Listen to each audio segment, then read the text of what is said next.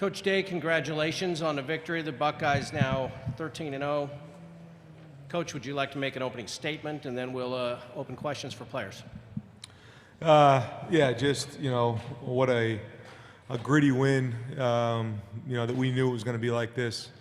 To beat a well-coached Wisconsin team twice in 1 year, both in the top 10 when we played them, that's not easy to do. And then the way that we came off of these last two games, they were both emotional wins, and 3 back-to-back wins like this, it shows you what this team's made of. But then to go down the way we did and come back and play in the second half, I think you've seen our talent, you've seen our execution, you've seen a lot of things, but today showed our team's heart, and I think that's what makes this the best win of the year.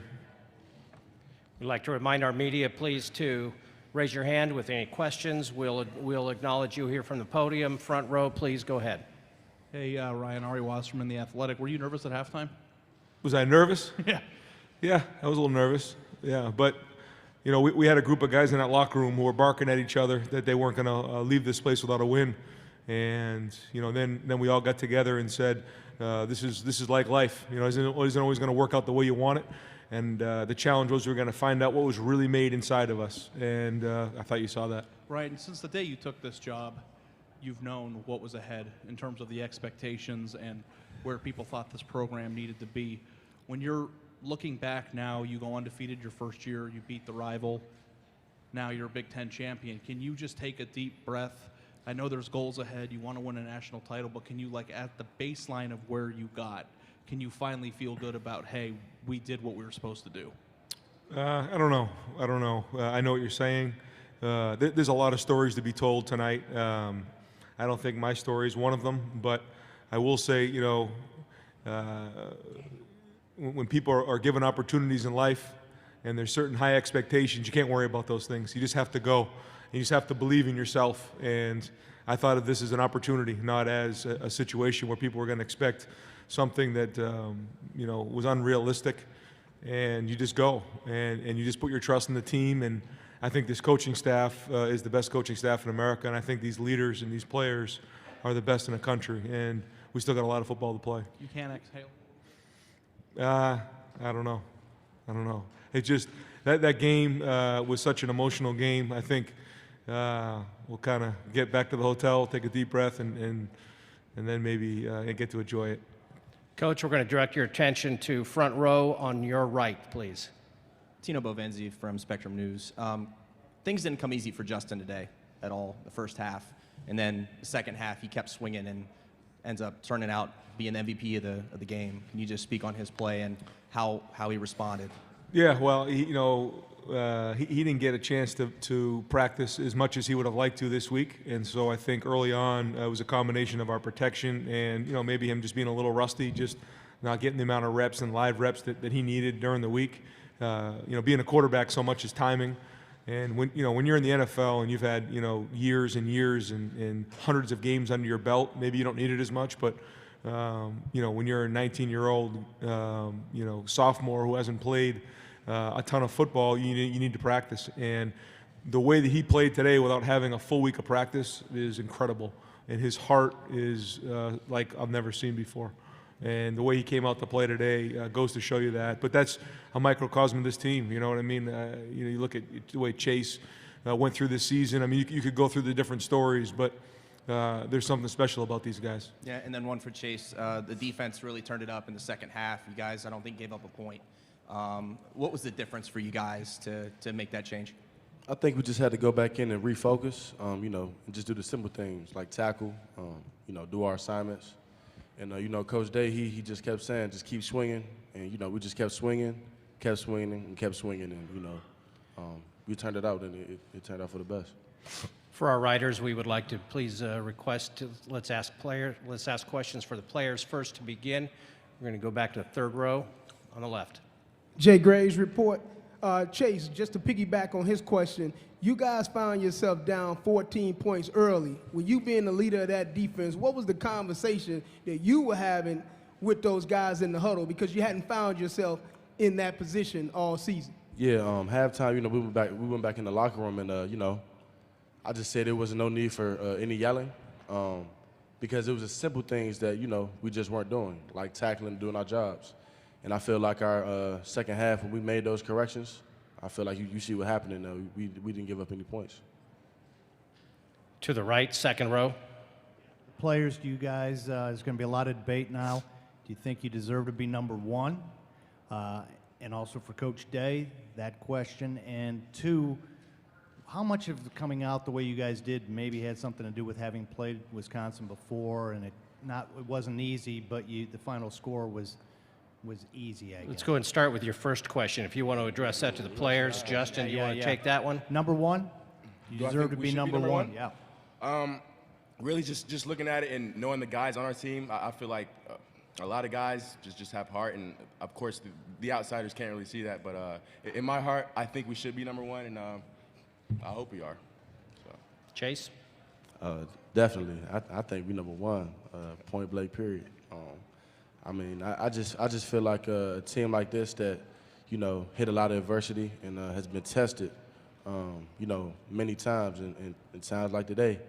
And to see us come back and not just come back, but we came back and we dominated just off 2 corrections. I feel like a team who could just flip the switch like that is, you know, a number one worthy team. Coach Day, same question. Yeah, I think when you look at our resume and what we've done, beating Wisconsin when they're a top 10 team twice in 1 year, and then, you know, again, this 3-game stretch was unlike I think any team has had in the country. And, you know, the committee does a great job of ranking these teams. And, you know, these are top 15 teams, top 10 teams that we played 3 weeks in a row. And I don't think if there's anything else that shows what this team's made of, you saw it here today. And the fact that we went down and played the way we did in the first half, but then to come back and play the way we did in the second half, not only shows you our talent, but shows you the heart of this team. And, again, if there's a better team out there, I'd like to see them. Stay with questions for the players, please. Third row on the left. Yes, hi, it's Matt Treckinelli from Herb FM Sports Radio. So, Chase, go ahead and tell us like how dominant you guys were in the second half. You know, after we made our corrections, you know, what we try to do is get 3 and outs, and I feel like we, for the most part, we succeeded. I feel like, you know, when plays had to be made, they were made. You know, I feel like really that's the only thing you can ask when the play has to be made and we make it, and we get off the field for the offense. I think that's the best thing we can do, and we did it. And then also talk about like in the third quarter where Wisconsin had a chance to score, they missed a field goal. How important was that for that point of the game? It was definitely a momentum shift, and I think our offense, we just took that they just took that momentum, and you know, just ran with it, and you know, it just continued throughout the rest of the game, and you know, we came out with the victory. Front row on the left, or rather on the right, please. Justin over here. This one wasn't easy for you in the first half, not by any stretch of the imagination. Yep. And then you guys come back in the second half, kind of explode a little bit, and you end up being MVP of the game. What does that mean to you? How sweet is this victory? This victory is definitely a once-in-a-lifetime victory, and I did struggle a little bit in the first half, but I just knew to myself that I'm a better player than what I was actually playing. So just kind of going back to my roots and just getting that confidence back and getting a rhythm. I think that kind of helped me a lot in the second half. Front row, left. Justin and Chase, did you need a game like this? Justin, does this help show what you're capable of being in the playoff? I just think the team knew we already had it in us, so I'm just glad the world actually got to see what this team was made of. So I'm glad it happened. It's definitely you know, a good game for, you know, the nation to see when we get tested, and you know, how we handle, you know, adversity, and I feel like, as you see today, we handle adversity pretty well. So I feel like that's a big part of you know, playing this game. For transcription, that second reply was Chase. Third row on the left. Chase, you missed a few games this season, but you came back and didn't lose any momentum on the way you were playing at the beginning of the season.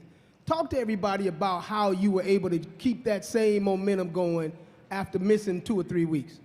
I think what I had to do is lean on, you know, my brothers, Coach Day, you know, all the coaches, my family, not really listen to the outside noise. And, you know, I never got, you know, my coaches and my team never said anything bad about the situation. they always had my back, and I feel like that just gave me even more confidence to, you know, to continue every week and go out and, you know, just try to play my best games. And, you know, I just can't thank, you know, my family and my teammates and my coaches enough for the support, because it made me go even harder. We'll take just a couple more for players, front row here left. Chase, the defense, can it, aside from what happened in the first half, how much better can this defense be over the next couple of games? We played Buckeye defense in the second half, I say. I say first half, you know, we didn't play, we weren't ourselves. But I feel like as you see, you know, in the second half, you know, I feel like we played pretty lights out for the most part. And, you know, obviously, you know, in the first half, we made a lot of mistakes, a lot of missed tackles. So like I say every week, we just got to go back to the meeting rooms and, you know, just make our corrections. Do we have any remaining questions for the players? Back row. This is for Chase Young. Chase, how badly did you guys need that fake punt? And Drew Chrisman, he threw a bullet. Have you guys seen that in practice? Not maybe once. I'm trying to think. Maybe. I don't remember. But when he threw it, everybody was confused. I was like, whoa, like, you know, what happened? And, you know, it was a nice, pretty little, he floated it out there. It was a pretty pass. And, you know, it definitely got us excited, definitely got the crowd excited. And I feel like that just continued our momentum throughout the game.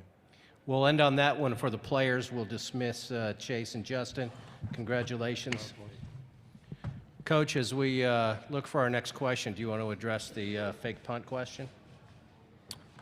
Yeah, you know, I felt like we needed a spark at that moment, and something that Mike Barnes had recognized that we thought we had a shot at, and we practiced it during the week, and Drew actually throws a pretty good ball, and, you know, I always want to be aggressive, and we felt like we had it. We felt like we needed it at that point, kind of had to get a spark going, and, you know, I thought that gave us a little juice there in the first half when we needed it.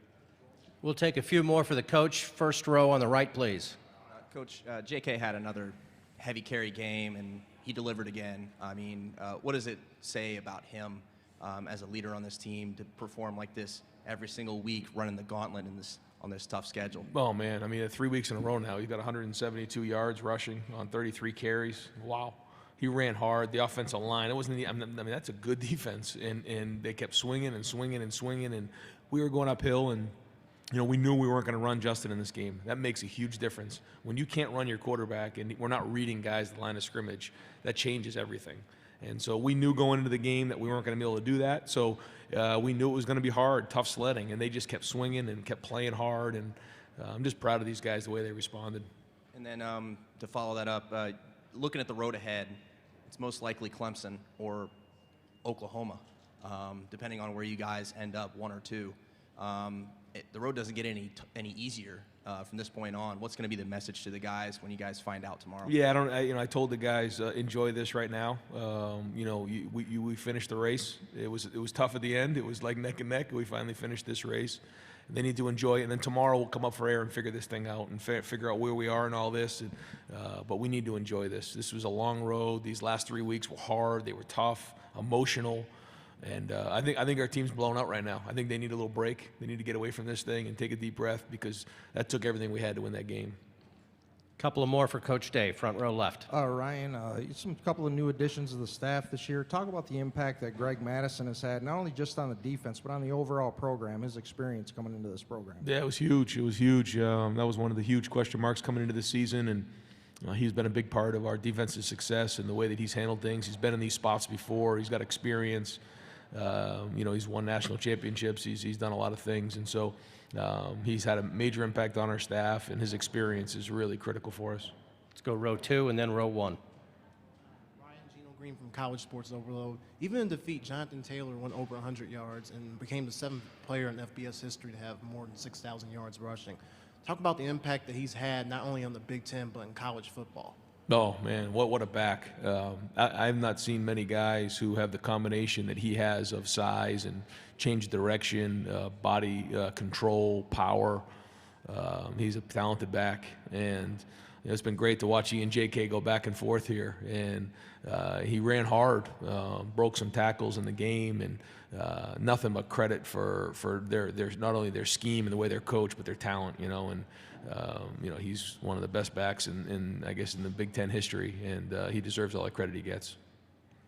Row 1 here on the left. Hey, Ryan, when you're in the middle of a season, when does it occur to you that you might have a team that is national title caliber?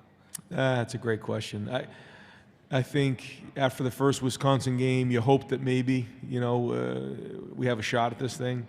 And then as we go, we play Penn State and kind of work your way through it. And then, last week as we started to pull away in that rivalry game, you started to think, you might have a shot at this thing. And now that we've won this game here, I mean, we're 2 games away. So it's real now. And we deserve to be in it. And I think we've done an unbelievable job of staying in the moment and not getting too far ahead of ourselves. But now it's real, and so we're in it now. And so I'd say after this game, now is when you can at least say, hey, we got a chance at this thing. We've got time for 2 more. We're going to go to the right side front row. Ryan, the moment when you got to lift the trophy with your guys up there on the stage, it's pure elation for you. But what did that really feel like after? This is your first year and you're undefeated still, Big Ten champs. What did that feel like? Well, it felt great for our coaching staff. It felt great for the leaders. It felt great for this team who we've been through a lot together, and I'm just proud of them. There were so many expectations put on us this season, going into the season, and our ability to stay locked in and week out and play together as a team. And then for the first real time face adversity, we're losing in a game, because that was the big question mark in my mind. What were we going to do when we went down 2 scores at halftime? Because we didn't know. And then we responded the way we did in that third quarter. It was unbelievable. I mean, you could feel the electricity in the stadium, and then we just imposed our will. And I think that goes to show you how special this team is. And, again, after these 3 weeks, they've been 3 emotional wins. And to get this championship, it was just a great feeling. Coach Day, congratulations. Thank you very much for your time. Thank you. Good luck going forward. Thank you.